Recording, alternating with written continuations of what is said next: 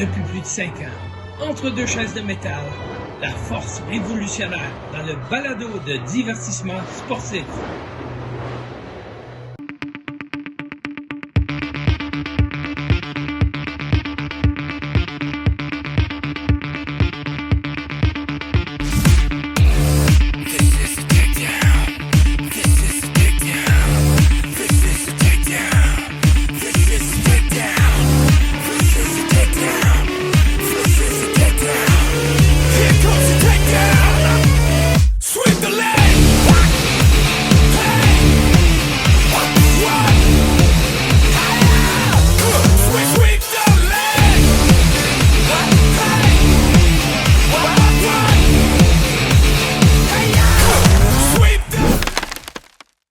Bienvenue au podcast de l'auteur de choses de métal, le podcast de l'auteur par moi, Marco, et l'encyclopédie de la lutte au Québec, TJ Holiday.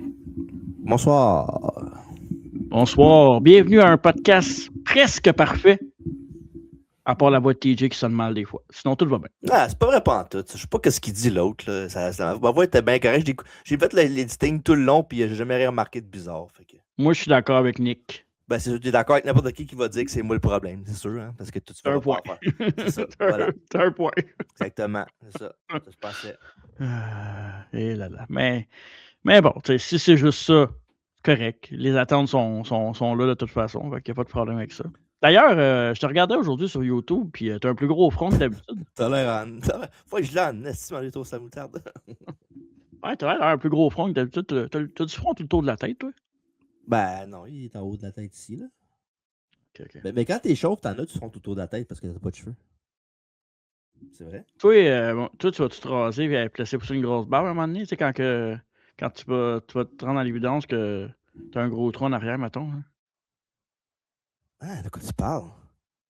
Tu sais, à un moment donné, on perd tous nos cheveux, puis il y a comme un moment où on se dit on se rase tout au complet, puis on se laisse pousser une barbe pour avoir l'air moins Ben non. chubby. C'est jamais relié là-dessus, là. Non? Ben, Ouais, pas moi, en tout cas. Je sais pas. t'es différent, toi. Ben, c'est peut-être toi qui es différent, c'est peut-être pas moi, dans le fond. Est-ce que vous êtes. On va faire un sondage sur les réseaux sociaux hein, que je vais oublier demain matin quand je vais me lever. Sûrement. Surtout pour un podcast qu'on met juste dimanche. T'as raison. On parle de quoi aujourd'hui au podcast, TJ? C'est quoi le sujet? Ben, c'était une demande spéciale, mais c'était quelqu'un qui... parce qu'il avait posté sur WWE Vault, ce show-là, le show de Montréal, le Forum de Montréal, le 14... non, le 14? J'oublie déjà la date, ça va bien. Au mois d'octobre, 24 octobre, 14 octobre, dis-le donc. Le 21 octobre 1994. Si tu as besoin de savoir quelque chose, demande-moi. Encore. Évidemment. Mais ouais, ça. Fait que 21 octobre, puis quand ils l'ont mis sur WWE Vault, puis on l'a posté le lien sur Facebook, mais il y a un fan qui a dit ça pourrait être cool comme rétro review de faire ça. Puis tu avais répondu ouais, bonne idée. Fait qu'on a dit pourquoi pas le faire. Puis j'ai le nom de la personne ici. Là. C'était Yann Desjardins sur Facebook qui avait proposé ça. Fait que Yann Desjardins, c'est écouté le podcast. Ben voilà, on a fait ta demande spéciale, puis en même pas un mois. Fait que voilà. Puis si, mettons, il n'écoute pas le podcast, qu'est-ce qu'on fait? Ben, il n'écoute pas le podcast. C'est ça. Tu vois, c'est dommage. Arrête de faire de demande spéciale si tu n'écoutes pas le podcast, c'est tout. C'est quelqu'un qui va pouvoir y dire, quelqu'un qui connaît, qui écoute le podcast, ça se peut aussi. Yann Desjardins, propriétaire des caisses Desjardins, non? Pas lui qui nous a fraudé toujours, là? Ben, moi, j'ai quoi de frauder? J'ai pas été fraudé, moi. OK, parfait. Ben non. Ça serait dur de frauder quand 14 cents dans ton compte, hein, c'est ça? C'est ça, exact. Ouais, excuse-moi, je suis pas big shot comme toi avec des millions de dollars dans mon compte. T'en veux-tu un peu? Ah. Au podcast dimanche passé, c'était la biographie de Victoria, une des pionnières de l'Attitude Era niveau féminin. Puis on va voir aujourd'hui, je vais parler tantôt avant qu'on commence le show un peu les femmes qu'il y avait dans le roster de la WWF à l'époque qu'on va faire, en 1994. Puis il y en avait plus dans l'Attitude Era, mais pas tant que ça non plus. Là. C'était pas. Ça se pitchait pas aux portes, mettons. Ben, le talent se pitchait pas aux portes, c'est ça que je voulais dire. En effet, ouais. La pépinière était pas très grande. C'est ça, exactement. Ouais, compris. Ben, voilà, c'est le mois de mars qui s'en vient très bientôt avec la biographie du mois de mars, biographie en biographie. The World's Most Dangerous Man, l'homme le plus dangereux au monde, Ken Shamrock, à son époque, évidemment. On va faire aussi un rétro-review de In Your House, Triple Header, donc 3 championnats dans un match. Pourquoi on dit Power Pack match? Dans un match pacté. Pacté d'action. C'est ça, exact. Et aussi, on va faire le premier SmackDown de l'histoire, un 26 août 1999, avec comme événement principal Rocky Maivia contre Hunter Hearst Helmsley, une rivalité qui dure toujours à ce jour, mais pas dans le ring.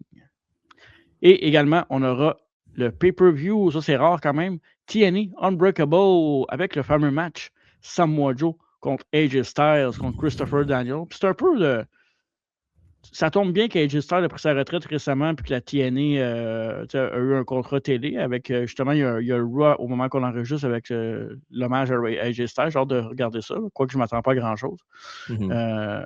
Mais non, c'est un bon addon. Puis ça, c'est un des meilleurs matchs ever. Là. Même encore aujourd'hui, on en parle. Fait que, c'est ça. J'ai un flash soudain quand tu dis AJ Styles puis le tribute à AJ Styles. Est-ce que il n'a pas déjà fait ça, m'amener un Angles qui dit qu'il prend sa retraite et il a attaqué quelqu'un après? Mark Henry? Non, mais AJ Styles a fait ça aussi, me semble, non? À TNA, je pense, oui. Non? Ah, de l'oublier, il me semble, avec Cena aussi, encore, non? Ou avec Edge, je sais pas. Mais oui, il me semble qu'il a fait ça, AJ Styles, un segment où je prends ma retraite, puis à la fin, il a pété le gars, genre. Là, tu penses-tu que c'est un work et qu'il va se passer quelque chose? Non, mais c'est parce que j'ai eu ça en tête en tête du AJ Styles. Fait que je dis, c'est vrai, il a déjà fait ça, peut-être qu'il va le faire, mais je pense pas, là. OK. Il va se faire attaquer par quelqu'un, là, mais... Tu penses qu'il va se faire attaquer? Ben, sûrement, là. Je vais checker vite. Je suis pas sûr que oui, il me semble que ça me dit quelque chose. Il n'y avait pas la même genre de veste qu'en saumon que Mark Henry aussi, là, dans ce style-là. Ah, ouais, hein, c'est vrai, ça. Pas mal sûr que oui. Puis c'était sur Cena aussi, t'es sûr? Ben, c'est l'affaire que je suis moins sûr. C'est Cena, mais sinon, ça peut être qui d'autre? Ouais. Edge, peut-être? Rollins? Rollins, je pense pas. Roman? Je pense que c'est Roman, en plus. Ça se peut. Mais on dirait que là, à cause de la veste en saumon, on dirait que tu me fais douter. Fait que on checkera tout à l'heure, là, mais... ouais, c'est bon. Okay. C'est une bonne... Ah oui, non, t'as raison. C'était avec Cody. Ah oui, c'est vrai, ça fait pas longtemps. Il était en bleu. Il était pas en saumon, il était en bleu. Ouais. C'est vrai, ça fait genre à peu près 2 ans de ça. Il l'avait pété, il a fait le match à Backlash après, non? Tiens, je l'ai ici. Ouais, c'est ça. Ouais, il avait pété Cody. Ouais, c'est ça. Ouais.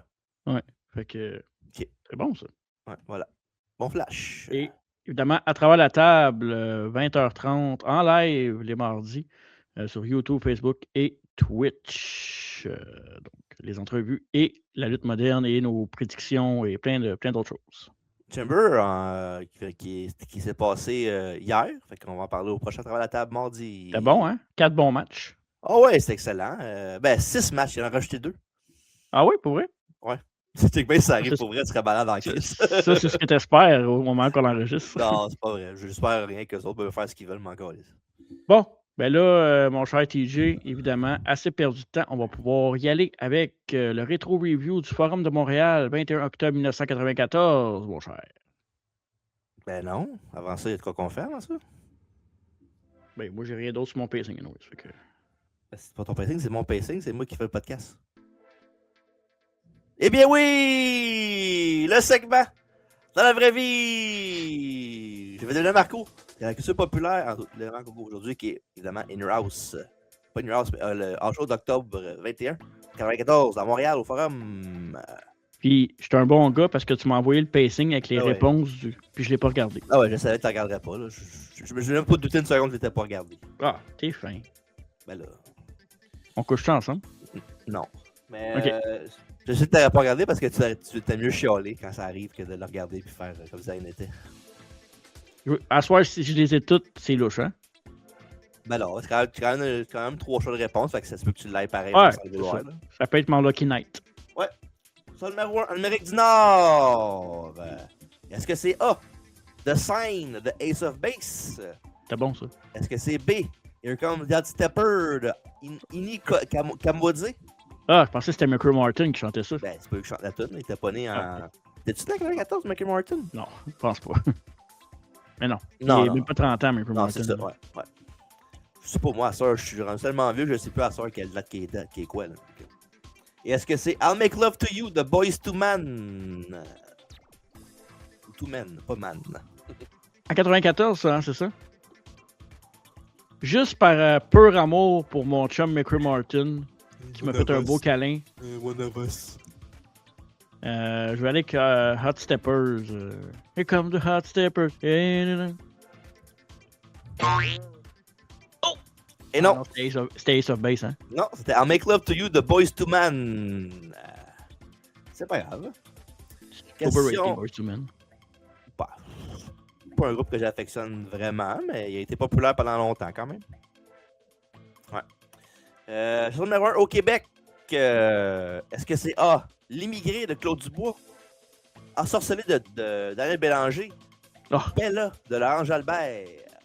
ça, c'est ma préférée. Je peux te la chanter. Ensorcelé, sans comme sans repos jamais. Attends. Ensorcelé, hey, hey. Sans comme sans repos. Je sais qu'il écoute pas le podcast, mais quand je travaillais avec Jonathan Mousseau, c'est notre chanson qu'on chantait ensemble parce qu'elle jouait tout le temps. Ah, ok, ben, c'est correct. Fait que je vais y aller avec Daniel Bélanger ensorcelé juste pour ça. Et non, c'était L'immigré de Claude Dubois. Pas fin de dire ça. Voyons donc. Ben, c'est le nom de la chanson, c'est moi qui le dis. là. Ah, ok. Film numéro 1 au box-office. Est-ce que c'est Ça, A, je The Crew avec Brandon Lee? Est-ce que c'est B, True Lies avec Arnold Schwarzenegger? Ou est-ce que c'est C, Pulp Fiction avec John Travolta? Le fuck off, là, c'est Pulp Fiction. Je peux pas croire que Pulp Fiction n'a pas gagné ça. Pulp Fiction, let's go. Il a gagné un Oscar en plus, je pense, si je me trompe pas. Oh ouais. Ah, mais là, c'est pas le meilleur film là, qui est la bonne réponse souvent. Là, que je te... Tu Non, dis, non, ah, je sais, mais. Tu dis, j'espère que c'est ça, mais ça veut pas dire que c'est ça. Là. Mais non, mais Pulp Fiction, True Lie, puis c'est quoi l'autre? The Crew. Ouais, mais ça veut pas dire que c'est la même semaine les choix, là, Non. que je te dis. Là. Mais j'avoue que c'est quand même 3 films legit qui auraient pu gagner quelque chose. Là. Ouais, mais c'est des films qui ont le plus grosse vue au box-office cette semaine-là. Là. Ouais, mais c'est sûr pareil que si ces 3-là étaient en même temps, c'est sûr que Pulp Fiction avait le plus de vues. À moins Oui, que... c'est tous en même temps, oui, mais ça veut pas dire, que les 3 choix sont en même temps. Ça, je te dis. Là, je l'ai eu, fait qu'on s'estime pas. Ben là, un peu quand même, là, j'ai pas le choix. Non. Sinon, Tac. tu vas t'enfler la tête. Ah, c'est déjà assez gros de même, ça peut plus grossir. C'est ça, exact. Même si c'est moi qui ai le plus gros tête entre les deux en ce moment. Jeu vidéo sorti alentour. Est-ce que c'est A, Wario's World sur le NES? Est-ce que c'est Sonic & Knuckles sur Sega? Ou est-ce que c'est Earthworm Jim sur SNES? C'est quoi le premier? Wario's World. On va y aller avec Warriors World, même si c'est pas sûr. On va y aller avec ça pareil. Et non, c'était Sonic & Knuckles sur Sega Genesis. Sonic puis Nicole? Non, Sonic & Knuckles. Ah, ok, j'ai compris Sonic puis Nicole. Voilà. Si, Ben moi, là, je suis sur c'est la Nicole. version québécoise peut-être, là. Sonic & Nicole, je sais pas. Là. Très malade. Ouais. Dans le monde du sport, la jeune vedette tennis américaine Venus Williams a fait ses débuts professionnels à l'âge de 14 ans en remportant une victoire 6-3, 6-4. On a une championne de la NCAA et la 50e joueuse mondiale, Sean Stafford, sur le Bank of West Classic à Oakland, en Californie. Donc, le début de Venus Williams chez les pros. Sean Stafford, là, c'est lui qui fait les repas congelés. Ouais. Non, c'est Stafford, ça c'est Stafford. Oups. Parfait. Il était trompé de. C'est ça que tu voulais, hein? Ben, je l'ai fait après, là, mais c'est correct. Merci. Ok. Ben, c'était pas mérité. Bref, le monde du sport, c'est ça. The Left Magazine du mois de octobre 94. On a Doink the Clown avec aussi en mortaise le 1, 2, 3 Kid qui est là. Je suis pas un grand fan de ce style de cover-là là, avec 14 000 affaires marquées un peu partout. Là. Non? Ben, je sais pas, on dirait que c'est comme. Ben, c'est toujours de même, non? Mais ça, c'est parce que c'était l'éditeur du magazine, c'était Vince Russo à l'époque. C'est pour ça que c'est un peu Moi, comme ça. j'ai trouvé écœurante, là, la cover, là, pour vrai. Tu l'as su, celle-là? Ben oui, il y en a juste deux que j'ai pas des années 90, puis c'est genre octobre. Ou puis octobre 99, j'ai pas. Moi, je la trouve vraiment belle, la photo, pour vrai. Ouais. Puis voici aussi dans le show, le newspaper du show. C'est ça, il y a ça. L'autre, mais il n'est pas de suite, ça va jamais tantôt, c'est pour d'autres choses. Okay. Fait que voilà, on voit aussi, c'est marqué Jacques Rougeau's Farewell avec Québécois Pierre. Puis on voit aussi en bas les deux autres matchs de la carte. Un casquette match entre Taker et Yoko. Et aussi un match entre Bret Hart et Jim Devil Neidhart. Puis je sais que tu as des affaires sur montrer de champion, mais les champions en puissance du moment que ce show avait lieu. Ouais. Fait que les voici. Bref, le champion du monde était Bret Hart. Celui de la continentale était Razor Ramon. Par équipe était Shawn Michaels et Diesel. Women's était Alundra Blaze. Et la WCW, le champion du monde était Hulk Hogan. Le champion US était Jim Duggan. Le champion par équipe était Harlem Heat. Le champion de télévision était Johnny B. Bad. Alors voilà, c'était dans la vraie vie. Merci d'avoir participé. Ouais, il était pas payé, celui-là. Ouais. C'était le fun. Plus que d'habitude. Plus que d'habitude? D'habitude, c'est plate. D'habitude, t'es plate. C'est pas pareil. Comme la Terre, moi, je suis plate. Non, c'est pas vrai, ça. Commence pas avec ça. Fait que tu l'as y aller avant que je... Ouais. Je voulais... Ben, techniquement, c'est moi qui y va, là, mais... Oui, mais avant le texte, je te parle. Là. Tu l'as montré d'autres choses. Ah, ok. Ben oui, je voulais montrer un peu le roster qu'il y avait en 1994, parce que quand la WWF s'est amenée à Montréal, puis j'ai trouvé quelques articles sur Internet que j'ai trouvé intéressants tantôt pendant que j'avais un peu de temps à tuer. Fait que, tu sais, si tu regardes juste, je te parlais de la division féminine tantôt, tu n'avais pas beaucoup d'options, tu sais, pour faire des rivalités.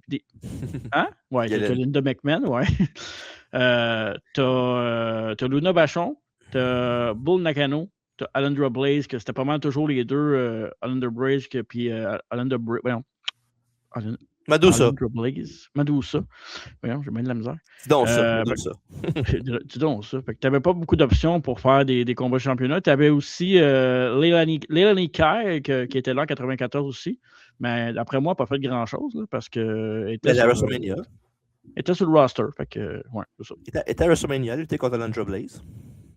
Tu sais, sinon, vous les voyez un peu sur YouTube, là, Johnny Polo, ça, les Bushwhackers, évidemment. Chris Canyon, qui était sur le roster en 94 de la WWF. Ouais, mais là-dessus, il y a une couple de gars qui c'est des jobbers. Là. C'est pas des gars du main roster. Comme il y a Canyon, de Gangrel, Gilbert, c'est tous des jobbers. C'est pas vraiment des gars du roster principal. Non, je sais, mais ils sont quand même sur le payroll de la WWF à l'époque. Là, fait que...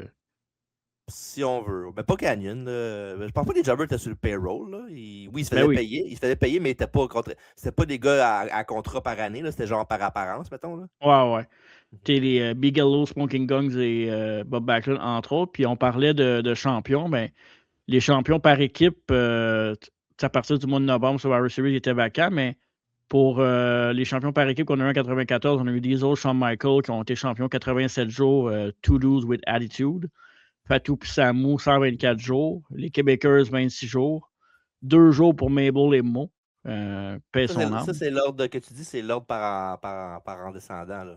Par en descendant, ouais, c'est ça. La liste commence par Pierre puis Jacques en septembre 93. Là.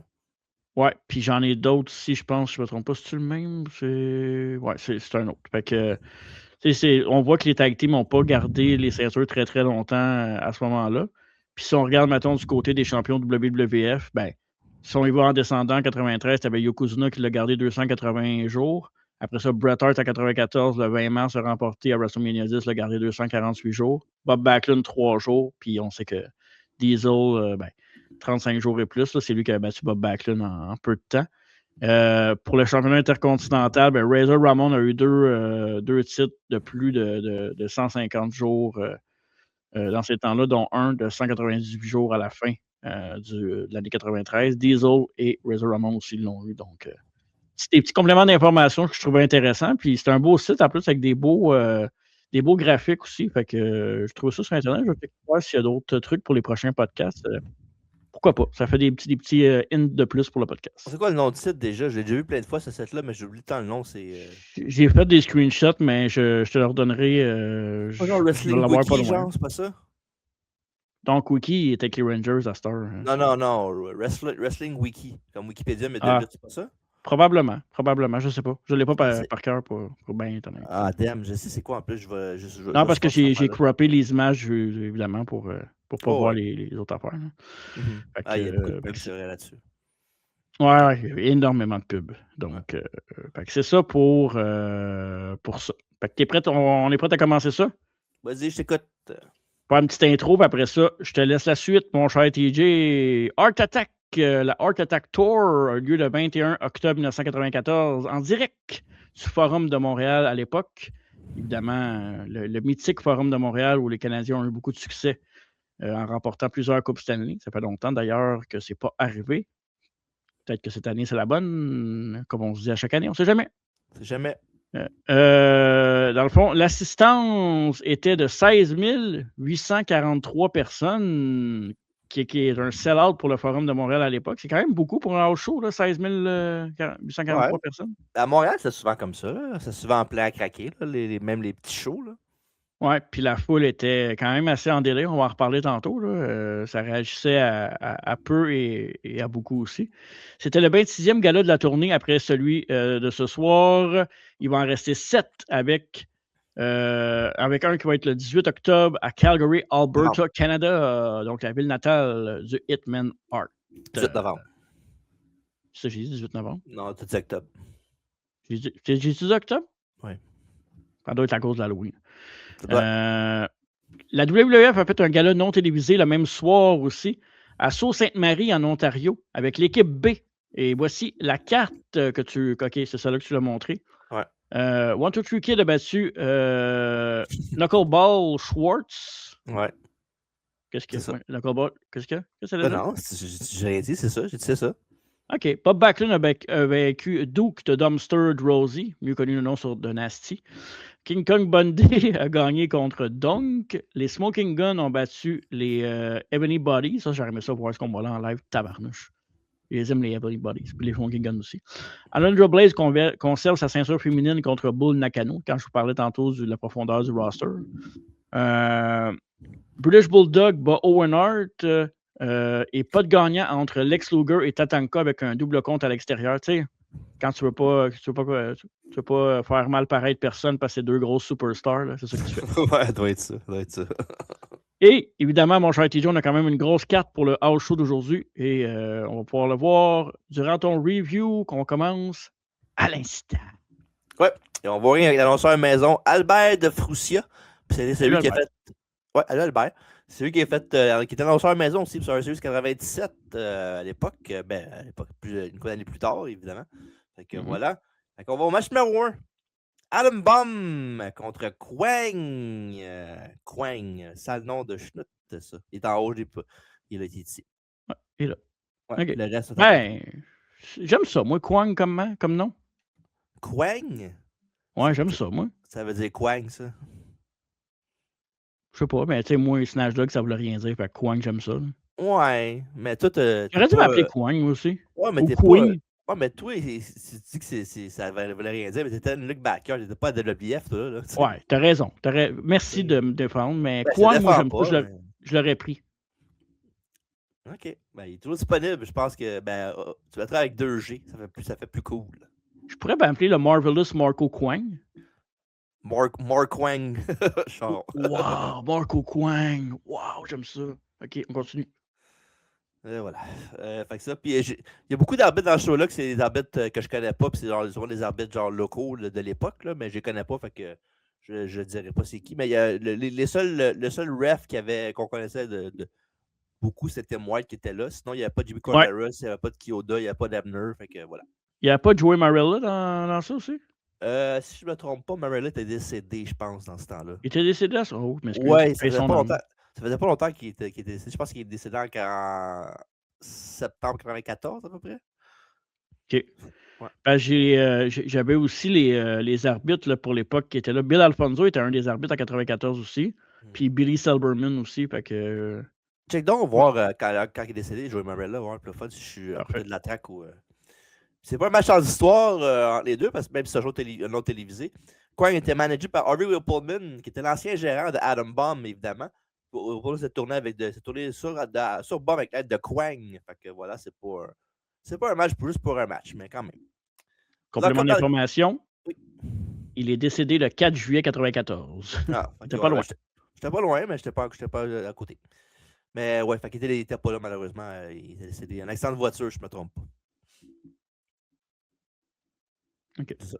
Ça se peut. Ok. Ah, j'ai pas checké. Tu voulais-tu que je check? Non, c'est pas nécessaire. Je pensais que tu l'avais vu en même temps que tu as vu quand il est décédé. Là. Mais c'est une fin tragique, mon cher TJ. Oui, il a succombé à des blessures sur un accident de la route sur le New Jersey Turnpike. C'est endormi au volant après un spectacle. Ça, c'est je pense que Whippleman était avec lui en plus. Lui, il avait survécu parce qu'il était caché. Ouais. C'est le fils de Gorilla Monsoon, ça. Hein? Ouais, le fils adoptif de Gorilla Monsoon. Okay. C'est pas son fils de ses bijoux de famille, mettons, on va dire ça de même. Son fils de bijoux de famille, c'est bien bizarre comment c'est dit. Ben, c'est pas lui qui l'a conçu, ça je veux dire. Collègue alors? En certain sens, oui. J'aime déjà ce podcast-là. Lockup est dans le coin et sur le bris, Quang enchaîne directement avec des coups de karaté illégaux. Et bon, il passe avec un bras à la volée, un slam, mais il l'envoie à l'extérieur du ring avec une clothesline. Il ramène Quang sur le ring avec une six shot clothesline de l'apron. Un très beau move pour un gars de sa grandeur et sa grosseur. Et après ça, il essaie d'arracher le masque de Quang, mais un spoiler, c'est Scalo Vega qui se cache en dessous. Mais Quang utilise son pied pour sauter avec un Insiguri et ensuite il crache de la mist verte en l'air pour célébrer. C'est toujours cool. Ouais. Quang place un coup de pied rouet dans le coin et Bomb semble à bout de souffle, mais il parvient à le contrer avec un body press pour un compte de 2. Quang tente une prise de nerf pour désarmer Bomb. Mais après une minute, Adam reprend des forces et revient à la charge avec un saut chassé pour un compte de 2. Quang tente un senton, mais Bomb se tasse et va à l'attaque. Croix de corps tenté par Quang, mais Bomb se roule avec le momentum sur lui pour le compte de 2. Powerbomb donne le même résultat. Après, Quang tente un spinning heel kick, mais rate sa cible et Bomb termine le match avec un DDT pour remporter le combat à 9 minutes 32. C'était un long 9 minutes 32, par exemple. Ben, ça, c'est le match. Il y a une raison pourquoi les matchs dans le show, les premiers, sont longs pour rien. Là. Ben, pas pour rien, là, mais c'est parce que c'est pour laisser le temps au monde d'arriver à l'aréna. Ouais. OK. De s'installer puis de pouvoir arriver. Là. Ils ont eu le temps de s'installer parce que moi, j'avais hâte que le combat s'installe puis ça s'est jamais installé. Ben, c'était pas si pire que ça, là. Ben. Ça sonne comme si genre c'était vraiment pas bon, là. Ou trop lourd. Ben, c'était pas. Ben, c'était lent. Là. C'était un match de gros monsieur, mais. Tu sais, je veux dire, bon, il y a eu quelques. Vers la fin, un peu plus, là, ils se sont forcés un peu, là, mais j'ai trouvé ça très, très basique. C'est quasiment genre, on va lutter pour remplacer un match, puis on n'a pas pratiqué, puis on ne veut pas se blesser. J'ai trouvé ça quand même assez basique. Là. Ça reste un house show aussi, là. Faut pas se le cacher. Ouais, mais là, il y a des matchs dans ce house show-là qui ont donné beaucoup plus. Là. Ouais, mais c'est des meilleurs talents, des autres matchs aussi qui ont donné des meilleurs combats. Ouais, oui, il y a ça. Mais Adam Bomb n'est pas mauvais. Là. Non, c'est pas super, mais. C'est pas un an contre les deux. Les deux peuvent être bons, mais là, c'est sûr que si tu le compares à des Jeff Jarrett, des Razor Ramon, des Bret Hart, c'est sûr que c'est pas la même chose. Hein. Mais bon. Je trouvais que c'était un peu solide pour commencer. Là. Pour un house show, je trouvais ça quand même assez bon. Ça aurait pas été out of place dans un vrai pay-per-view, un Deer House, mettons. Fait que pourquoi pas. Ouais. J'aurais pu m'en passer puis ça m'aurait pas dérangé aussi. Mais c'est correct. C'est quand même cool de voir. Moi, je me mets dans la place des gens qui sont là, puis je sais comment j'aurais aimé ça quand même être là pour voir ces talents-là, même si c'est pas des talents que je capotais dessus à la télé, là, mettons. Ouais, ça, l'affaire, par exemple, c'est que je sais que c'était un house show, puis c'était pas pour la télévision, fait que les lumières sont pas pareilles. Là. Ouais. Mais des fois, on aurait dit quasiment que c'était un dark show plus qu'un house show, parce que des fois, tu voyais fuck all. Là. Ouais, mais en même temps, c'est. Pas pour la télé.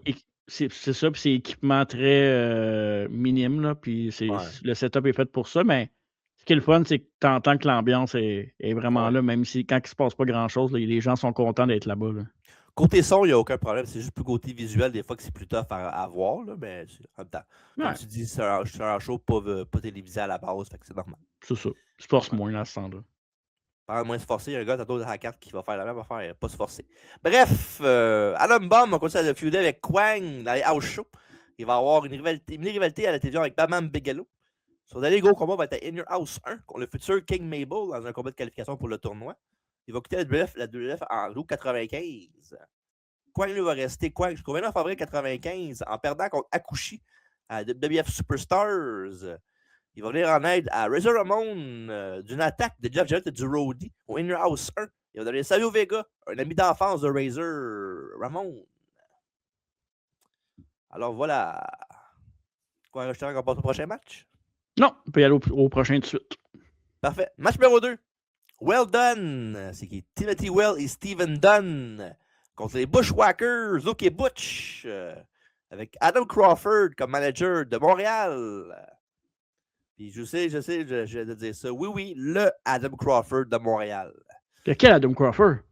Ben, le Adam Crawford, là. Celui que tout le monde connaît, là. C'est un peu comme un jeune Michel Plante, mettons. Là. Tout le monde le connaît, là. Ah ouais, on le connaît? Ouais. C'est un jeune homme invité, gérant pour ce soir de la foule. Il doit justement gagner un concours, j'imagine, quelque chose du genre. Mais...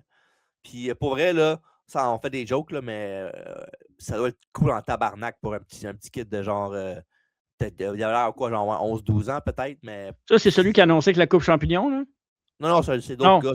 Ça, c'est l'autre d'après. Ouais. Mais pour vrai, ça doit être un thrill pareil, là, sans joke. Ben oui. Hey, wow, 100%. J'aurais-tu avoir une affaire de même, moi? Je le ferai encore. J'aimerais ça encore le faire. Hein. Ouais, mais c'est pas... Mais plus à l'époque, par contre. Les gens sont méchants aujourd'hui et les gens y hurraient. C'est vrai, ça. Beaucoup de stalling pour commencer de la part des équipes d'Australie. Au début, bien cuit. On l'a complètement idiot. Les Whackers contrarant leur attaque à 2 et les chasseurs du hors du ring. De retour dans le ring, Wells s'en prend à Butch après un coup bas dans le coin. Et la foule en délai pour les Bushwhackers. Et après ça, Luke et Butch ridiculisent rapidement les méchants et vident le ring avant de faire leur fameux taunt.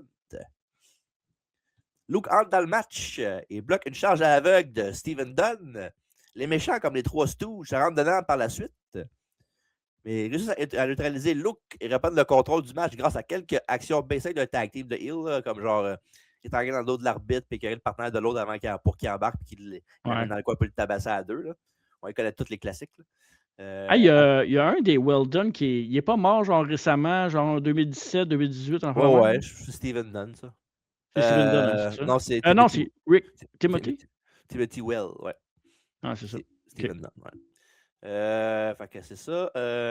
Après quelques minutes de heat, la tag chaude se fait à Butch quand la cœur joie sur Well Done avec un Coco Bung, entre autres. Et les Whackers font le Battering Ram où Butch tient la tête de Luke Headlock et il rentre dans le gars en genre un bulldog, genre où il rentre la tête du gars dans le stomach du gars. Et pendant que l'arbitre sort Luke de l'arène, Butch couvre Well pour tenter de tomber. Dans la profite pour faire une descente de la cuisse sur Miller et retourne Well sur Butch. Et la ref vient pour sortir Steven. Et Luke frappe Well derrière la tête avec un coup d'avant-bras. Puis retourne son partenaire à son tour sur l'opposant pour le tomber 1, 2 et 3. Victoire des Bushwhackers à 18h33. Un vrai flash Colosseum vidéo. Fait que la foule a popé. Fait que ça marche. Ah ouais.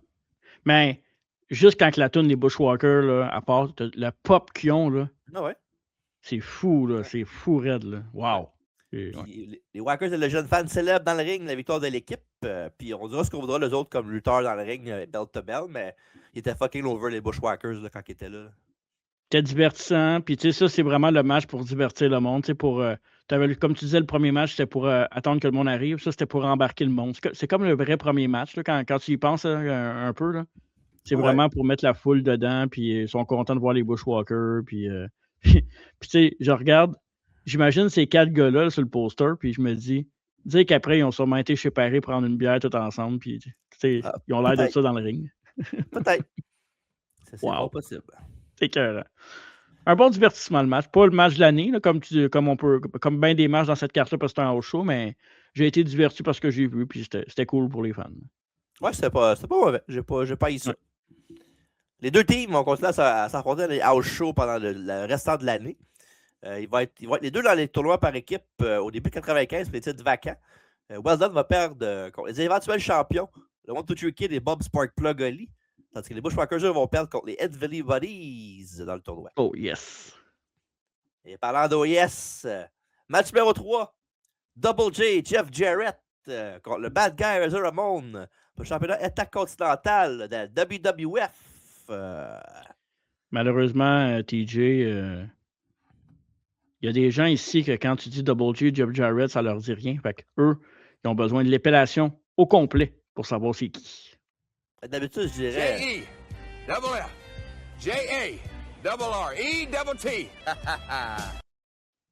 Coupe la parole à cette heure, tu mets ça direct? Ouais. Pourquoi tu me dis d'abord ça? Laisse faire. Okay. Non, mais fais-les. Trop tard, non. Je le fais, parce que lui, il le fait après. Ah, ok. Ben, attends, fais-les, moi, le refaire après. Là, trop tard, là. C'est correct. Tu l'as fait? Non, j'ai des plaintes là, qui rentrent. Il y a du monde qui veut que tu le fasses. Ah ouais, c'est moi qui viens d'en faire une. Je viens de texter, là. Ah, ok, c'est toi. Ah, ouais, vas-y, fais-les. Non, mais je vais le dire. Il dit dans 2 minutes. Là. Il va leur dire dans 2 minutes. Là. Jarrett prend le micro. Il prend son entrée dans l'arène. Il nous dit comment épeler son nom, bien sûr. Et qu'il est le meilleur chanteur du monde, le plus grand entertainer et certainement le plus grand lutteur de toute la planète. C'est vrai. Et quand il va remporter la ceinture IC, il remercie tous les fans ici de ce soir qui sont venus le supporter dans sa quête du championnat. Et si tout va bien après sa victoire, tout le monde va être content. Et qu'il va même peut-être chanter une chanson. Ha ha ha! Ain't I great? Ah, il était écœurant. Puis c'est comment qu'il l'a appelé son nom? Parce que tu l'as pas dit. Ben, on épelle Jeff Jarrett de cette façon-ci. Écoutez bien tout le monde, prenez des notes, un papier, un crayon. J-E-F-F, J-A-R-R-E-T-T. Ha ha ha! J-E, double F, J-A, double R, E, double T. Bon. J'adore ce petit bonhomme-là, il était écœurant. Brag. Ouais, certain. Très belle réaction ensuite pour Razor. Puis, ben, aussitôt que l'annonceur a dit le prochain match, c'est le championnat intercontinental, on a fait ah yeah! Ouais, vraiment. Même moi, j'ai fait ça quand j'ai écouté le match, imagine. Absolument. C'est tout à fait normal. Ouais. Pour un deuxième combat d'affilée, on a du stalling pour commencer. Mais ce qui fait du sens avec Jarrett, qui est habitué à ça, à travailler à Memphis avec Jerry the King Lawler toutes ces années. Double J et Razor au sol avec des bras à la volée et célèbre à chaque fois comme s'il avait gagné la ceinture déjà. Après ça, Jarrett le vient au tapis pour le gifler un peu et Ramon en a assez. Il le met à terre avec un punch et le sort du ring avec une corde à linge ensuite. Et de retour dans l'arène, Jarrett tombe sur ses pieds d'une souplesse arrière du champion et gifle Ramon. Et bien sûr, il va sur le coin pour célébrer là, avec les pieds dans les airs. Puis... T'as le spot. Wow. Il était cœur. C'est un vrai heel, là. Tu le vois là, pendant que, tu sais, genre, il fait semblant de frapper l'arbitre, il regarde la foule, genre, vous autres, il est malade. C'est le best. Ouais. Il se baise d'un coup de poing, mais Ramon le surprend au rebond et l'attrapant. Il s'est suivi d'un follow-away slam, 1-2, dégagement de Jeff. Et Ramon enchaîne avec une clé de bras, tout en lui rendant les gifs en arrière de la tête de tantôt dans le combat. Et Jeff riposte avec 3 superbes sous-chassés dropkick et obtient un 2 après une suplex arrière. Et Jeff, il va d'un coucher de soleil. Et Razor le frappe contre Jeff 1, 2. Et Jeff renverse ça en pin. 1, 2 lui-même. Et le remet au sol avec une corde à linge pour un autre compte de 2. On ne lâche pas très bon pace du match. Et l'aspirant calme le jeu avec une prise de tête au mauvais garçon. Double J a maintenant les devants pendant quelques minutes. Puis il fait entre autres un Insiguri pour 2. Après ça, Jeff prend la prise de tête avec les pieds dans les cordes pour du leverage. Et la foule ne lâche pas Razor et l'encourage tout le long de la heat. Neckbreaker de Jeff pour le compte de 2. Et l'appui de la foule montréalaise finit par porter fruit et aider Ramon qui reprend le dessus. Malheureusement, c'est de courte durée quand Jarrett esquive Razor et le fait sortir du ring pendant sa 3e corde. Le combat se poursuit au sol. Mais Jarrett le projette contre la table du ring et il rentre dans l'arène. Il rentre lui-même dans l'arène avant le compte de 10 pour gagner le combat. Bien sûr, sans remporter le titre grâce à un count-out. Un bon combat avec une fin décevante de house show. Mais attendez un peu! Pas fini. Puis ce que je trouve vraiment drôle, c'est que après ça, il dit le match va continuer parce que c'est l'enfant le même. Puis genre Jarrett, il dit le commentateur, le lanceur maison, il parle en français. Puis là, t'as Jarrett qui le regarde et qui fait genre ouais, comme s'il comprenait qu'est-ce qu'il disait en français, mettons, là. C'est malade. Ah ouais. Ben, il joue le personnage cave puis il se fait avoir, là. Ouais. Et Double J prend le micro et il dit qu'il n'est pas venu à Montréal pour visiter les caves à vin. C'est pas vrai. Pour une victoire comme ça, sans gagner la ceinture. Il dit que Ramon et Bret Hart sont des champions de pacotille et il exige que Ramon arrête de faire le chicken et qu'il remporte le match. Et bien sûr, grâce à l'imitation du parfait du poulet de Jarrett, Razor accepte et rentre dans le ring. Et Ramon fonce dans le ring et Jarrett donne des coups de pied à Ramon quand il embarque. Après quelques punches de Jeff, la cloche sonne. Il whip Razor dans les câbles, se baisse, mais ça ouvre la porte au champion intercontinental pour faire à Double J son fameux Razor's Edge. 1, 2 et 3 et c'est terminé. Au champion IC, le mauvais garçon, Rasoir Raymond. Ouais, un beau petit bonbon à la foule aussi. C'est parfait pour un heel qui pense que hey, moi j'ai gagné, mais je suis capable de le battre 2 fois, puis cette fois-là, je vais être champion. Puis tout de suite, ça prend même pas genre 30 secondes, puis il se fait piner. Parfait. C'est malade. Puis, je sais pas pour toi, là, mais tu sais, là, je parle de Razor Ramon et non Scott Hall. Razor Ramon, là, en 94 surtout, là, genre, avoir été dans l'aréna ou proche du ring de voir Ramon lutter, on dirait qu'il était plus grand que nature. J'ai l'impression que quand tu le voyais en live, là, c'était comme un genre de Reigns aujourd'hui ou un Cody ou peu importe. Il y avait une prestance là, incroyable. Ça se sent sa vidéo, je trouve. Peut-être parce que c'est filmé différemment puis que c'est plus. Je sais pas. J'ai l'impression que je l'ai senti encore plus là-dessus. Là. Ah ouais, c'était une top star, là, pas pour rien. Là. Ouais, vraiment. Fait que belle victoire avec une fin de classique du Hill qui s'est pas arrêté quand il y a l'avantage. Ça lui coûtait la ceinture. Fait que très bel job des 2 lutteurs, of course. Puis ce finish-là va être réutilisé au Rumble 95, mais cette fois-ci, c'est le contraire parce que Jarrett va réussir à gagner la ceinture intercontinentale quand le combat va recommencer. Parce qu'il avait attaqué les joues de Razor Ramon, puis maintenant il a fait faire le Razor's Edge, puis sa jambe a comme lâché. Fait que Jarrett a fait un small package de victoire dans ce temps-là. Fait que c'est cool. C'est un match qui ont recommencé, c'est un finish qu'ils ont perfectionné dans les house shows, mais sauf que ce soir-là, ils ont switché la faveur de bord. Fait que voilà. Ouais. Ils ont peaufiné le produit. Ouais. Pour le prochain match, on a un annonceur invité et c'est l'adolescent Marc Forget de Châteauguay. Oui. Ben, c'est vrai, c'est ça. Je sais, mais c'est malade, ça. Ah ouais. Match numéro 4. IRS contre Sparkplug Boboli. Ça, c'est oui? 5-star match in the making, ça, là. IRS dit qu'il y a 2 choses. Attends une minute, ça serait quelque chose d'intéressant à mettre. Attends une minute. Il a dit qu'il y a 2 choses dans la vie qui vont toujours être là, la mort et les taxes. Il dit mais qu'on soit sûr que personne ne repose en paix et aussi longtemps que toutes les taxes ne sont pas payées. Intéressant comme toujours. Hey!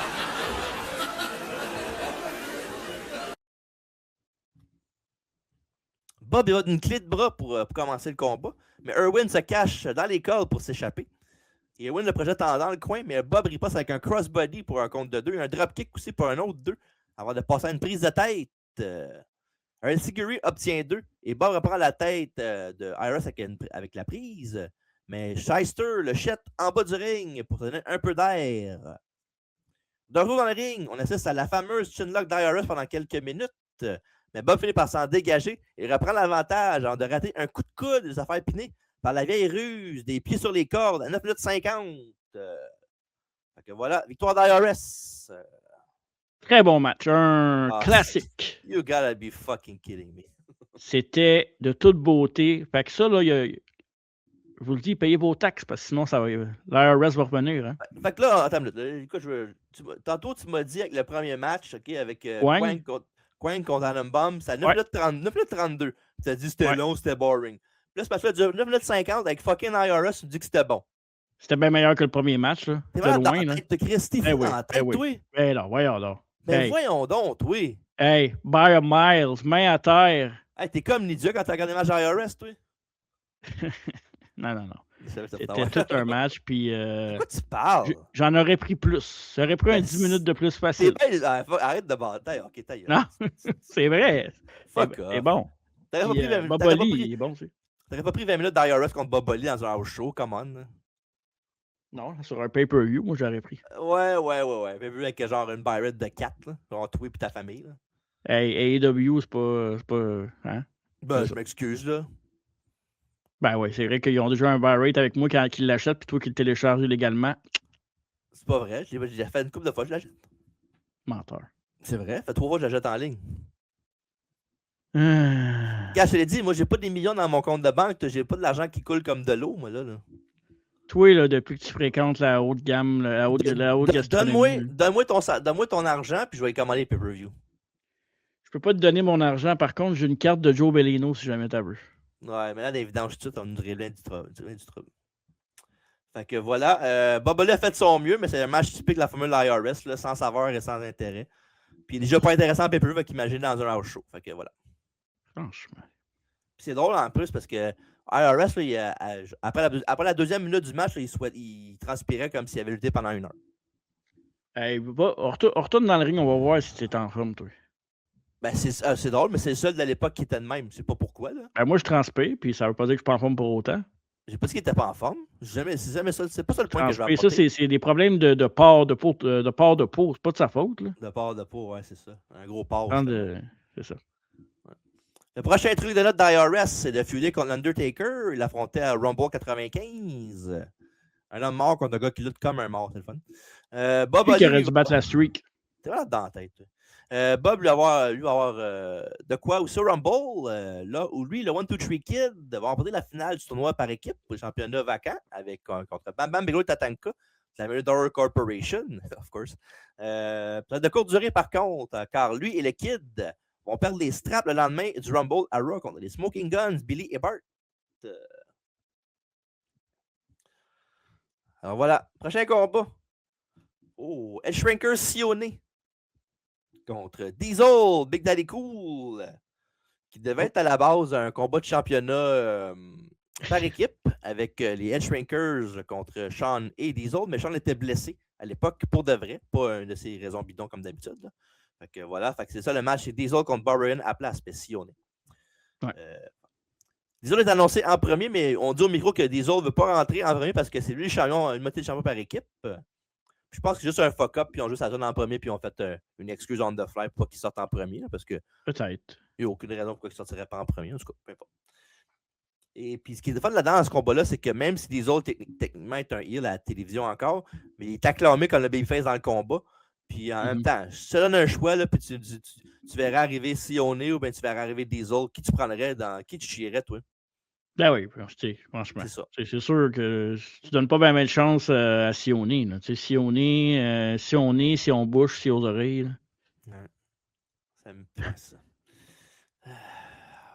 Fait que voilà, posez la question s'il répond. Sans offense, monsieur Sionné, s'il écoute le podcast. Sionné prend ça plutôt. T'as une photo avec une chance qu'il n'a pas dit? Non, je n'ai pas dit là, j'avais pas vu le show encore. Sionné prend ça plutôt bien, il attaque des aules. Dès que la cloche sonne, étranglant Big Daddy Cool contre les cordes, puis faisant descendre du coude pour un compte de 2, on a le projeté en bas du ring. Il lui fait une grosse botte, il lui rentre le dos sur le tablier du ring 2 fois avant de remonter dans l'arène. Ce que je trouvais intéressant, ben pas intéressant, ce que je trouvais un peu cool là-dedans, c'est que quand il est en bas du ring, là, il est avec Diesel, là, puis Diesel est comme penché un peu, puis tu vois, Barbarian, je ne sais pas si c'était prévu, mais il ne colle pas, mais il donne des coups de pied à terre avec son pied pour que Diesel le voit, puis parce qu'aussitôt que Diesel s'enlève, il crée ça un big boot. Fait que, ouais. Je trouvais ça quand même cool qu'il colle la chatte qui s'en vienne sans le crier. Là. Fait que voilà, les professionnels. Ouais. De retour sur le ring, Sionné le roue de coups de pied et continue l'assaut sur son adversaire. Il ne veut pas le faire tomber par contre. Et Diesel sort une big boot quand le Edge Shrinkers le charge et lui fait ensuite son Jackknife Powerbomb, la rupture des cieux, comme dirait Raymond Rougeau à l'époque, pour le compte de 2, de 1, de 2 et de 3 à 3 minutes 2 sur un gros pop des partisans montréalais. Fait que victoire de Big Daddy Cool Diesel. Short and sweet, pas plus qu'on en demandait. Dans le fond, on a vu Diesel, puis ça a fait la job. C'était parfait, ça. C'était une attraction, comme on dit. Un petit combat short and sweet, comme même écrit dans mon texte aussi. Dommage qu'Ara, c'était pas dedans. Là, à un moment donné, tu peux pas non plus toujours pointer du doigt les mêmes lutteurs. Il faut que tu sois objectif dans tes analyses. Là. C'est pour le show, c'est un bit. Là. Arrête. Ok, tu l'aimes pour. Ah, c'est ton lutteur préféré, c'est ça que tu me dis. Non, il est dégueulasse pareil, mais j'amplifie pour le podcast pour diverser les gens. C'est plate que tu le dises parce que l'on ne te croit plus à cette heure. On sait que tu fais juste ça pour faire exprès, puis en plus, tu as un gros front sur YouTube. Ah, t'es bien fatiguant. C'est pas moi, c'est Taker qui a un gros front. Ah, ok, parfait. Ouais. Disons, va tourner face pas longtemps après ça. Il va avoir un méga push quand il va gagner le championnat de WWF contre Bob Backlund au Madison Square Garden le 26 novembre 1994. Un règne qui va durer 1 an.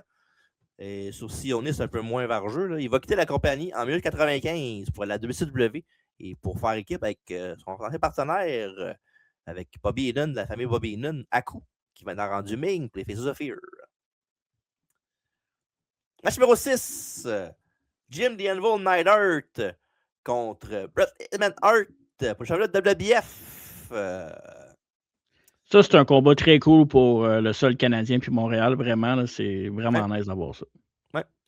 Et Anvil attaque son beau-frère quand il rentre dans le ring, mais Bret le met rapidement au tapis. Il lui applique le sharpshooter, ce qui prend l'intervention de Jeff Jarrett, qui arrive pour briser la prise et un beatdown s'ensuit. Éventuellement, les arbitres arrivent et l'officiel Tony Garea tire Jarrett par les cheveux pour l'enlever du Hitman. Avant que la cloche sonne pour commencer le combat, Jarrett qui était en bas du ring remonte et punch Bret d'une shot pour faire « Ah, j'ai rien fait! » Il sort après. Puis ils veulent que Double J parte au vestiaire, mais Jeff prend une chaise et s'assoit direct devant l'entrée pour regarder le combat. C'est quand même bizarre qu'il soit laissé là après qu'il ait intervenu 2 fois dans le match, là, avant qu'il commence. Là. C'est drôle parce que ça, là, ce que tu viens de décrire là, on s'en reparlera après le podcast quand on ne sera pas en ondes. Puis c'est pas pour teaser personne, c'est que j'ai écrit de quoi récemment, puis il y a ça dans un texte que j'ai écrit, on s'en reparlera. Mais pourquoi? C'est ça. Fait que Bret prend les devants et donne des coups à Neidhart. Il lui renfle le visage contre les cordes, la troisième corde. Et Anvil échappe à un roll-up, mais un crossbody de Bret donne 2 et avec le dégagement, Bret sort du ring. Après, ils poursuivent ensuite à se battre à l'extérieur du ring et dans le spot favori à Marco.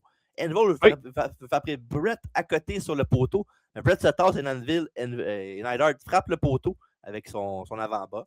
Sur le fun. Et Bret kick, au moins c'est en 94. Là, au moins, il y a l'excuse que ça fait longtemps.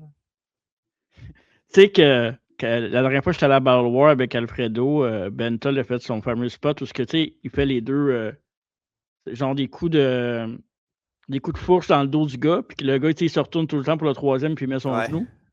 Puis là, le gars, il est arrivé pour mettre son genou, puis Bentol, j'ai fait. Puis là, Bentol, il a pogné le genou du gars, il fait « Ah non, je le connais ce truc-là. » Puis après ça, il l'a retourné de bord, il a essayé de le refaire, puis il a remis son genou, puis ça a marché. J'ai fait « Oh, nice twist. » Ben, le meilleur twist, c'est quand mettons, il fait « Non, je sais c'est quoi cette prise-là. » Puis après ça, il essaie de faire un elbow drop, puis le gars se tasse. Ouais. C'est malade. C'est calme. Bret kick Jarrett au passage, puis il tombe de sa chaise. Ça, c'était malade. Après, il va de sunset flip sur Anvil pour un compte de 2 en remontant sur le ring. So, Neidhart lance Bret dans le coin pour que Hart prenne son bomb sternum en premier classique. Puis après, il applique un bon vieux Cobra Stretch. Après ça, Hart se relève d'une line du Big Jim le fait bumper encore une fois. Il enclume serre Bret dans ses bras pour un câlin d'ours. Après ça, Bret, il mord le visage de Neidhart pour s'en défaire. Mais encore une fois, Anvil le met au tapis avec un coup de genou à l'abdomen. Il avantage Anvil pour quelques temps. Hart finit par revenir et rend Neidhart de force par le troisième corde dans le ring en flippant. Et après ça, Anvil demande pardon, mais Bret continue, il va à la charge avec un bulldog en courant. 1-2 kick-out de Neidhart. Et après ça, Bret enchaîne avec un balayage à la russe, un petit paquet tous les deux pour un compte de 2. Backbreaker, et après ça, Hart monte sur la deuxième corde pour son elbow drop, mais Anvil met son pied et Bret rentre dedans. Au grand plaisir de Double J en bas du ring qui lève les bras en signe de victoire. Ben, il lève les bras et fait son V de signe de peace. Ils sont chanceux, ceux qui étaient là, d'avoir du Double J même pendant le show. Là. Wow.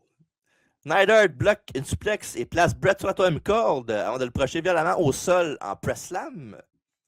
Après ça, Anvil monte sur la troisième corde et tente un splash, mais il n'y a personne dans la piscine. Et il les rate. C'était pas très beau, là, le splash. Là. On voit qu'il n'est pas habitué. Ouais. C'est Neidhart aussi, là, faut pas... Ouais, je sais bien. Hart tente le sharpshooter. Il monte sur le tablier du ring pour argumenter avec Tim White. Puis Bret, après ça, il essaie de frapper Jeff avec un gros swing, mais Jarrett bloque. Et le tient champion pour son ami l'enclume. Puis Anvil dit « Oh ouais, j'arrive. » Puis quand il arrive, Bret se tasse, puis il ramasse Double J avec le coup de coude. Puis là, pendant que Neidhart regarde, puis Jarrett en va faire « Oh non! » Bret Hart fait le roll-up sur Neidhart. 1, 2 et 3. Victoire de Bret. Fait que, puis là, dans la célébration de Bret, continue à célébrer sa victoire à Montréal. Fait que, profitez-en de célébrer à Montréal, Bret, parce que ça passera pas trop bien bientôt. Ouais, passer le reste de ta carrière à pleurer à cause de Montréal après. Non, c'est pas vrai, ça. Fait que, Puis tantôt, voilà. tu as dit, j'avais une joke à faire, puis tu m'as pas laissé la faire, mais c'est pas grave. Là. Tu m'as dit, t'as dit, Jim Neidhart a essayé de faire le big swing, mais moi, j'avais le goût de dire, il sent le big swing. Parfait. Il a C'est déjà dit c'est déjà. fait. Parfait. Fait que, match solide quand même malgré les limitations de Neidhart. Là, je sais que j'en ai parlé souvent, là, que Neidhart, il est bon, mais il est pas. C'est quand même le meilleur match à date. Là. Ouais. Puis le spot de. Ouais, c'est le meilleur Ouais. match. Ouais. Le spot de Double J là, avec qui tient le gars puis il se tasse, là, ben, c'est le spot d'habitude que ça aurait été Neidhart à la position de Jarrett, puis ça aurait été Owen dans le match. Puis il aurait fait ce spot-là, mais malheureusement, Owen était à Sault-Sainte-Marie dans l'autre talk show. Fait que c'est pour ça qu'ils ont pris Double J.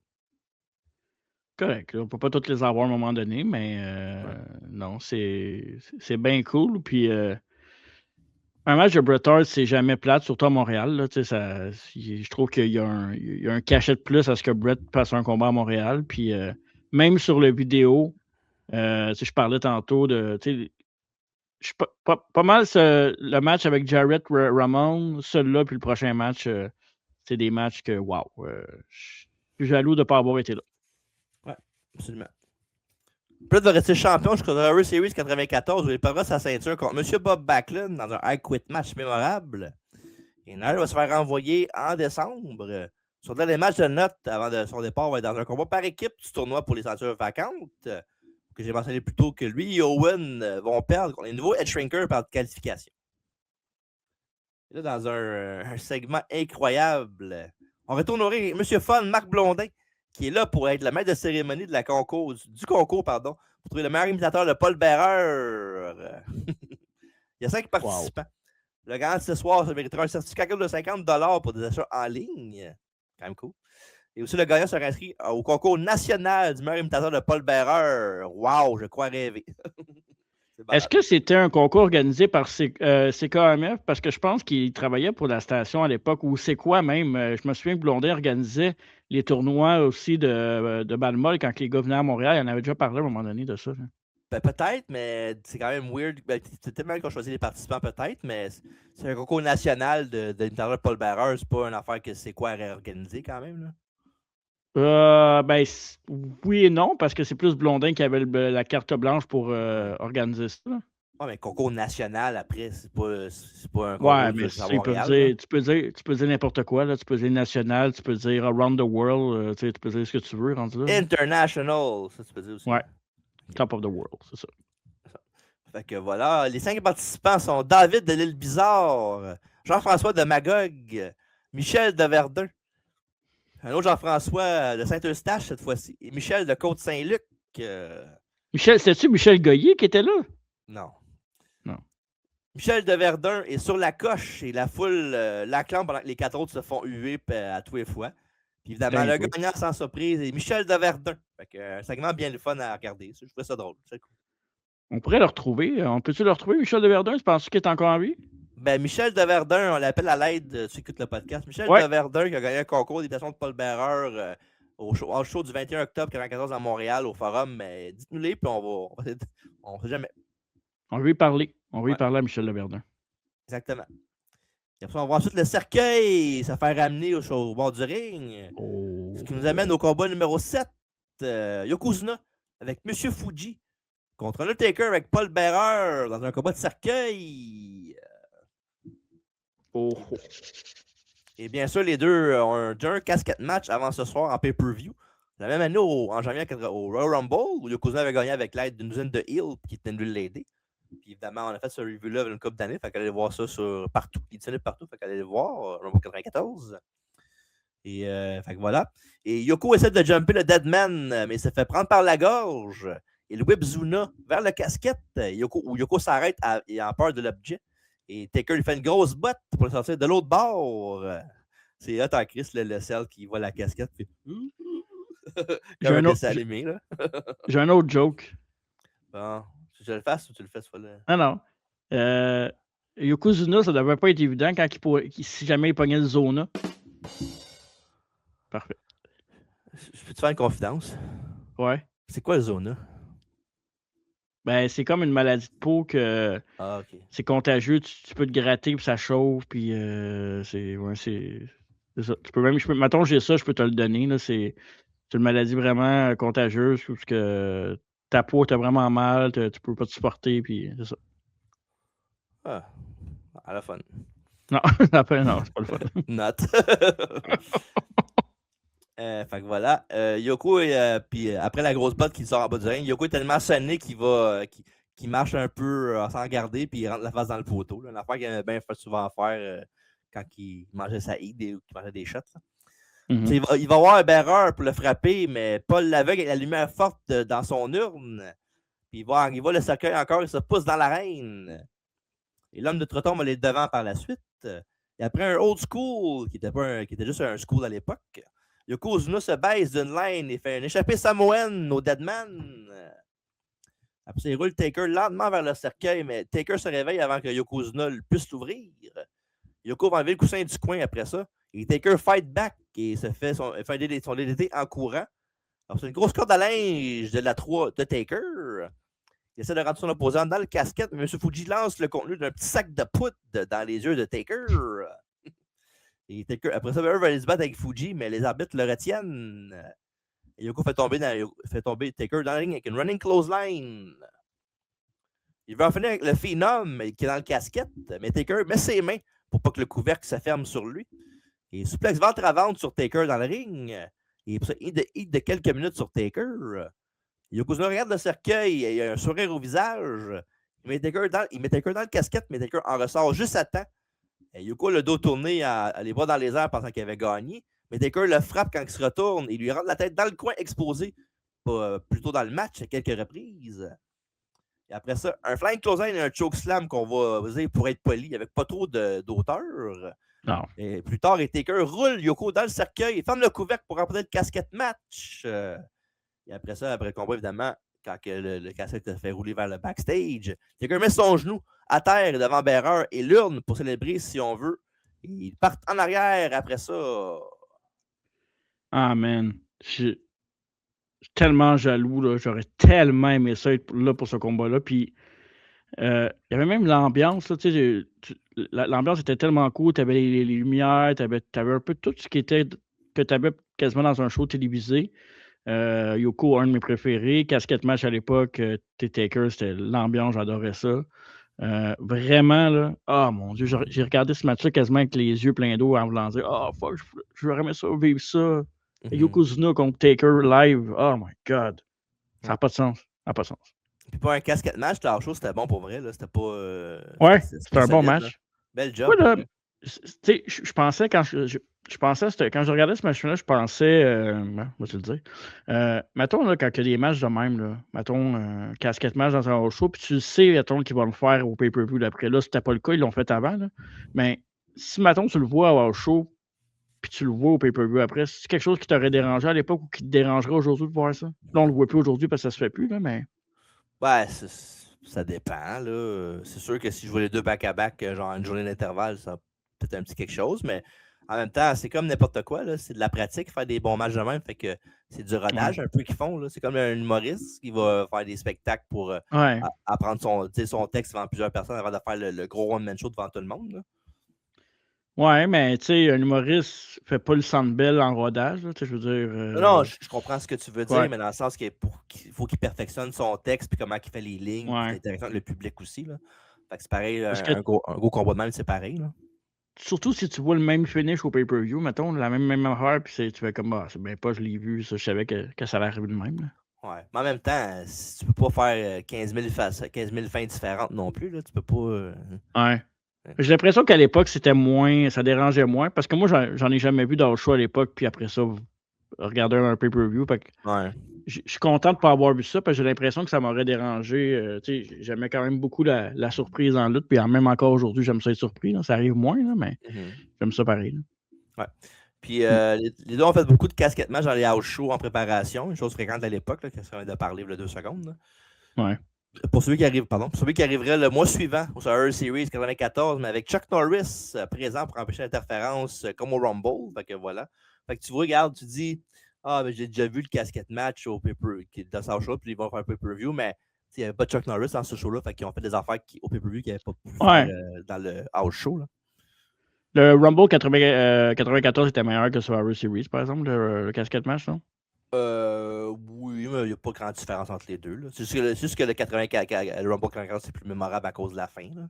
Ouais, c'est ça. Ouais. Si t'enlèves la fin du match, puis tu mets juste le casquette match, c'est pas mal semblable, je te dirais. Là. OK. Ouais. Fait que voilà. Fait qu'on va dire qu'au prochain combat, il n'y a même pas d'entrée, rien. C'est dire qu'au prochain combat. Fait que où Raymond Rougeau est sur Pierre-Carl Ouellette qui est en train d'attaquer Jacques dans le coin.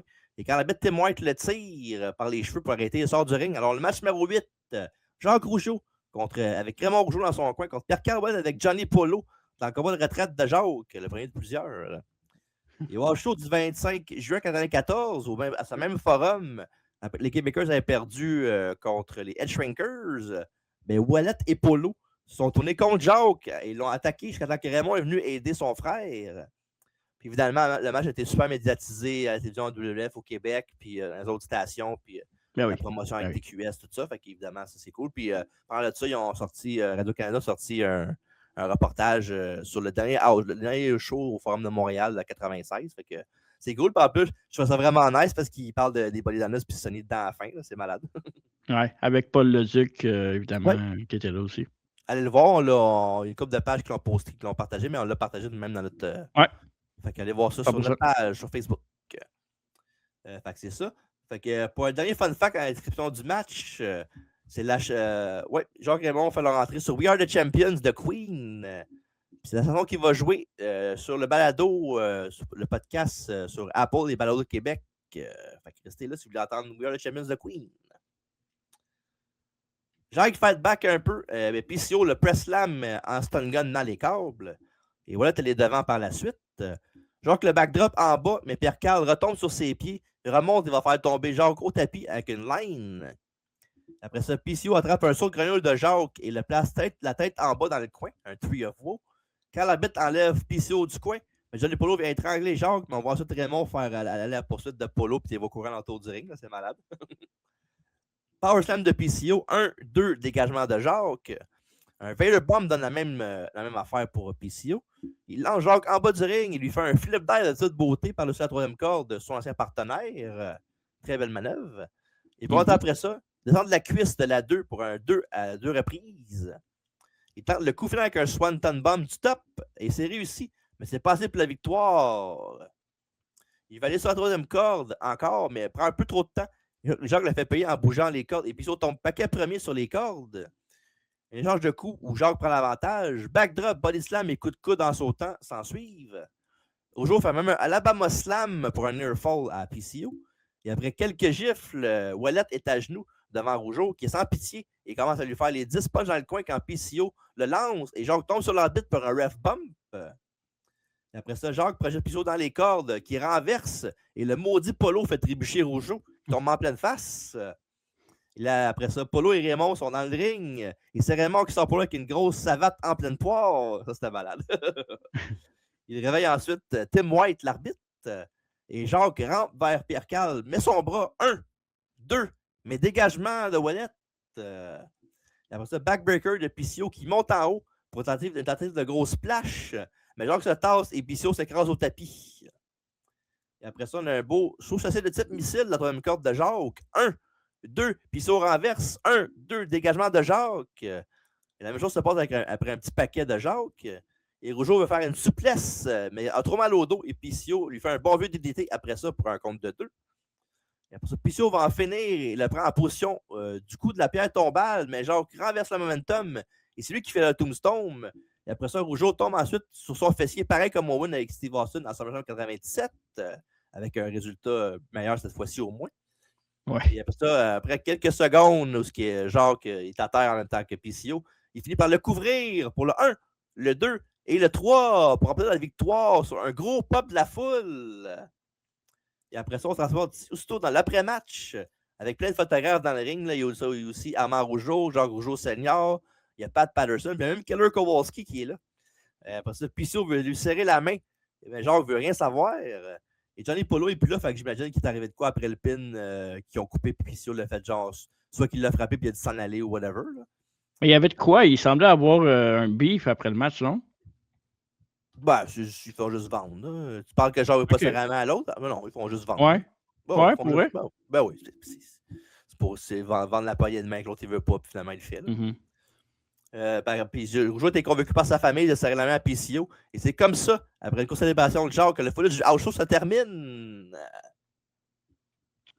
Ouais, Send People Happy, là, dans le temps. C'est comme l'équivalent de faire un Sami Zayn, Kevin Owens aujourd'hui. Quoique Sami Zayn et Kevin Owens, c'est des plus grosses stars que ces deux-là ont jamais été, là, mais c'est Ouais. une différente époque aussi. Là, puis, non, c'était cool. C'était un bon house show pour un. C'était un bon show pour un house show. Puis c'est cool qu'il y ait autant de grosses stars qui étaient à Montréal. Là, sachant en plus que tu avais un autre show big à Ontario, Ouais, Sault Ste. Marie. Sault Ste. Marie, c'est ça. Fait Ouais. que non, très, très, très, très apprécié. C'était le main event avec une foule en feu, évidemment. Puis Ouais. Jacques avait l'air un peu de misère à suivre un moment donné, mais quand même, il a pas mal paru overall. Là, et c'est quand même Mhm. solide. Puis avec un bon match pour vrai. Fait que non, sans joke, c'était un bon main event pour faire caper off un très bon house show. Ouais. Et bien Vraiment. sûr, c'est pas la fin de la carrière de Jacques, évidemment. Il va être en retraite jusqu'au mois de septembre 96, où il va aller à WCW pour être avec PCO et former les Amazing French Canadians avec le colonel Parker comme gérant. Il va revenir à la WF en janvier 98. C'est aussi la dernière apparition de Johnny Polo qui va passer pour la ECW, où il va créer le personnage de Raven, le contraire total de Johnny Polo. Nevermore. Ouais, il va revenir à la WF le 24 septembre 2000 à Unforgiven pour aider Taz à vaincre Jerry the King Lawler. Toute une carrière, ça, Raven. Ouais, intéressant. Fait que la chose est très intéressant pendant d'intéressant. Évidemment, c'est pas la place où tu vas avoir des matchs 5 stars, bien sûr. Non. Mais c'est léger, c'est le fun. Puis à espérer que WWE Vault sur YouTube va montrer d'autres galas de même. Pas nécessairement à Montréal, là, mais genre overall, là, des house shows qu'on n'a jamais vu avant. Fait que pour vrai, je vous souhaite, si vous ne l'avez pas vu, allez le voir. Ben oui. Ça vaut la peine. Juste skipper le match d'IRS, puis ça va être correct. Ouais, ça, c'était dans le texte. Hein. Puis, Je peux l'oublier. pour l'ambiance aussi, c'est sûr que tu n'en pas une qualité télé, production télévision, là, fait que c'est différent. Fait que, mais moi, j'aime ça, c'est des petits shows underground des fois qui donnent. Ça change un peu de notre quotidien et notre vue de viewers de lutte qui regardent toujours la même affaire et du même angle. Là. Moi, je trouve que de temps en temps, de regarder des shows comme ça nous change les perspectives puis tu peux le voir d'une autre façon. Ouais, c'est pas pour vrai, je vous suggère d'aller voir, c'est vraiment le fun à regarder. Puis Ouais. c'est sûr que c'est quand même 2h15, là. Mais pour vrai, ça s'écoute bien. Ça s'écoute bien, c'est ça. Fait que voilà, ce conclut la House Show de Montréal. Ouais, très, très cool. Puis, comme tu as dit tantôt, la dernière fois, c'était en 96, ils sont venus à Montréal. Puis, il y a eu, après ça, à Montréal, tu as eu aussi le combat entre un combat de boxe entre Owen Hart et Raymond Rougeau. Ça, c'était plus tard aussi. C'était en 96 aussi, ça. Ouais, en 96, exactement, oui. Donc, on en avait parlé dans notre entrevue, une de nos entrevues avec Raymond. Pas la dernière, parce que c'était le Hulk Hogan, là, mais l'autre d'avant, on en a parlé beaucoup de ce combat-là, puis du making-of du combat entre Raymond et Owen à Montréal. Ouais, fait qu'allez voir ça, le Raymond Rougeau, puis le House Show, évidemment, sur WWE Vault sur YouTube. Très intéressant. Merci de la suggestion. Évidemment, c'est quelque chose qu'on voulait faire dans le futur, puis on l'a fait plus vite qu'on pensait. Fait qu'on se laisse de la place cette année pour improviser un peu plus, je dirais. Ouais. Fait que rapidement, Marco, les rendez-vous passés à suivre. Victoria, notre dernier podcast biographique est sorti la semaine passée. Allez écouter ça sur toutes nos plateformes, évidemment.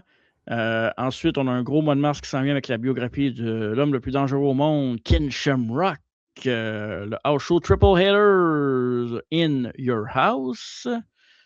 J'ai dit la house show, mais c'était in Your House. Ouais. Le premier SmackDown, 26 août 1999, ever télévisé entre le main event entre The Rock et Triple H.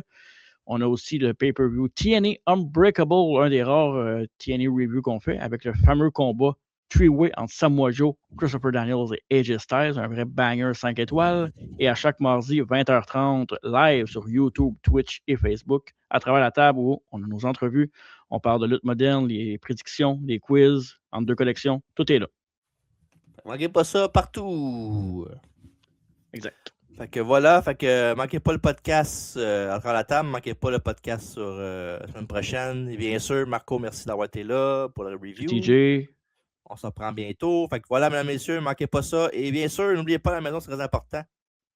Arriba!